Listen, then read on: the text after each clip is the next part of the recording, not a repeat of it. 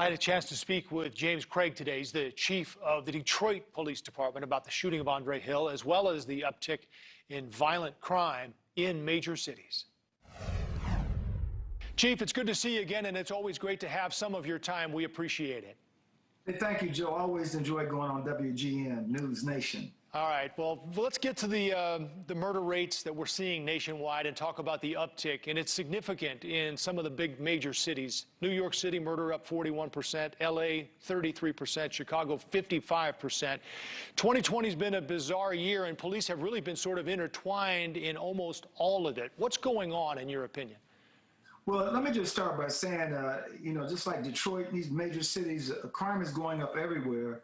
Violent crime, certainly we don't see the significant increase like other cities, but I gotta believe the pandemic, first and foremost, if we get control of the pandemic, we can start seeing a decline in crime. It's the common denominator of violence going on around the nation. There's some other factors. I mean, we can talk about bail reform, early releases out of incarceration due to COVID. Those are factors as well, particularly if you're allowing individuals to leave early who have a history of violence. And so that's an issue. But really, it's the pandemic. That's first and foremost what's driving it. And let's not forget about the anti-police rhetoric that has permeated across our nation, weeks and days of protests. And so as we were talking off air, Detroit, we had a good summer in comparison to a lot of cities. There were no looting, no burning. Most of our protests were peaceful. There were some instances of violence, but we were able to handle that and address it very effectively. Police really have little to do with some of these possible social causes that you just mentioned, including the situation with COVID, unemployment, yet you're set to try to deal with the implications. How, from a police standpoint, do you do that moving forward? Well, first of all, the other issue that I think is important, the men and women who do this tough work, they first and foremost got to feel supported. They got to know that leadership's going to stand with them when they do the job correctly. If that doesn't happen, frankly, police officers are going to shut down. They're going to do very little. And we're seeing that in some of these other cities. Our officers are still out focusing on getting illegal guns off the street. We're talking anywhere between 60 to 100 concealed weapons arrests weekly. And so our officers are working hard despite the implications of COVID, despite some of these violent criminals being returned into the community. They're still going out and doing the work, even with bail reform and the implications of even that. And so there are a lot of dynamics. I've had the good fortune of talking to a lot of my colleagues in other major cities across the country. We are all singing the same song. COVID first, bail reform, early releases, all are contributing factors.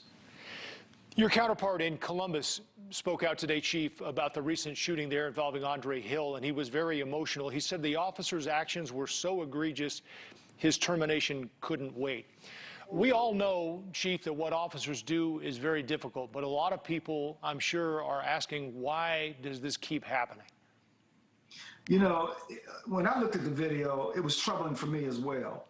I mean, here's an individual. First, what we do here in Detroit, behind every officer-involved shooting, first of all, I try to get as much information right out front so I can get it out to the public.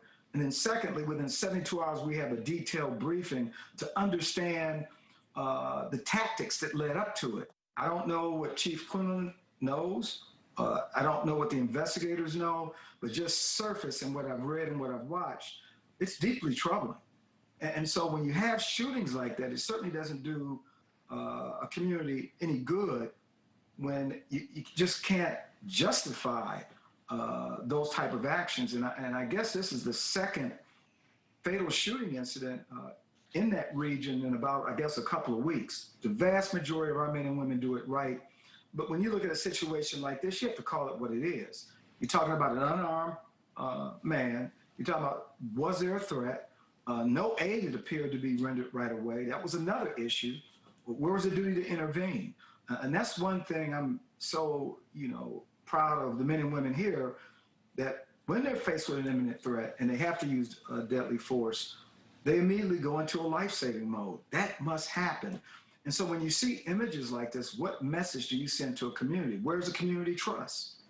And so I got to believe that what's happening in Columbus right now, there's going to be a long road ahead. You don't wait for the shooting incident to happen to start building relationships in a community. That must be part of the fabric of a police department, and that's what makes it different here and many other cities that practice the same efforts. Chief, we always appreciate your time, as we said on the way in. Thank you for your insight, and Happy New Year. Hey, Happy New Year to you, and thanks again.